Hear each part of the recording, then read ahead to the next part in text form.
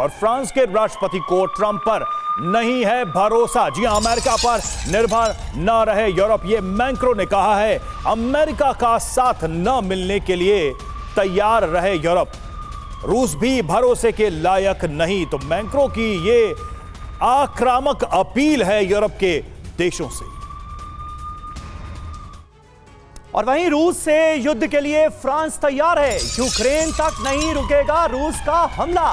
France के राष्ट्रपति Emmanuel Macron की ये बड़ी चेतावनी सामने है। पूरे यूरोप के लिए सबसे बड़ा खतरा रूस को बता रहे हैं मैक्रों। तो देखिए, रूस से युद्ध के लिए तैयार है फ्रांस, और फ्रांस के राष्ट्रपति जो संकेत दे रहे हैं वो यही है। फ्रांस के राष्ट्रपति इमैनुअल मैक्रों की चेतावनी, यूक्रेन तक नहीं रुकेगा रूस का हमला। ये मैक्रों यूरोप के तमाम देशों को समझा रहे हैं। पूरे यूरोप के लिए सबसे बड़ा खतरा है रूस, मैक्रों का बयान। और यूरोप में भी अब शांति की कोई गारंटी नहीं है। यूक्रेन को युद्ध में अकेला नहीं छोड़ा जा सकता, ये मैक्रों ने क्लियर कर दिया है। तो ये स्थिति बन रही है यूरोप के अंदर।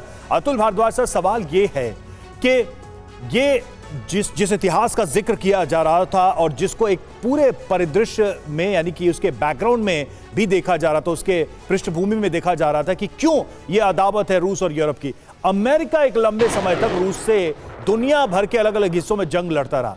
अमेरिका जैसा देश जब इतिहास को पीछे छोड़ के पुतिन और रूस के साथ दोस्ती कर सकता है, यूरोप के लिए यह संभावना क्यों नहीं बन पा रही है?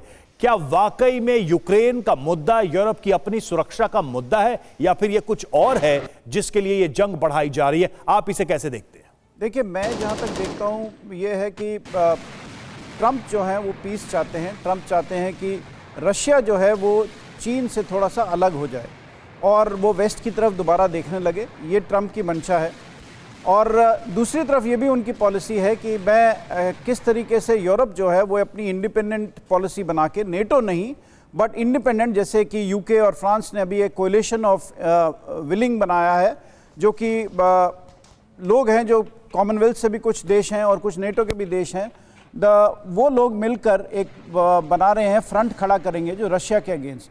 तो रशिया पे जब बेसिकली इनका ये मानना है कि जब रशिया के साथ नेगोशिएट किया जाए यूक्रेन का मामला, उस वक्त ये नहीं है कि आप सारे हथियार डाल दीजिए। उनका यह है कि अगर नेगोशिएशन हो रशिया के साथ तो वो एक पोजीशन ऑफ स्ट्रेंथ के साथ होनी चाहिए। अब यूरोप ये भी महसूस कर रहा था कि ये नेगोशिएशन हो रही है, हमने इसमें जंग में हमने शामिल हुए अमेरिका के साथ।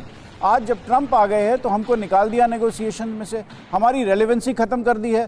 यूरोप की इकोनॉमिकली रेलेवेंस ख़त्म हो रही थी, अब उन्होंने देखा कि पॉलिटिकली भी हमारी रेलेवेंस एकदम ज़ीरो हो रही है, तो इसलिए खड़े हो गए हैं वो।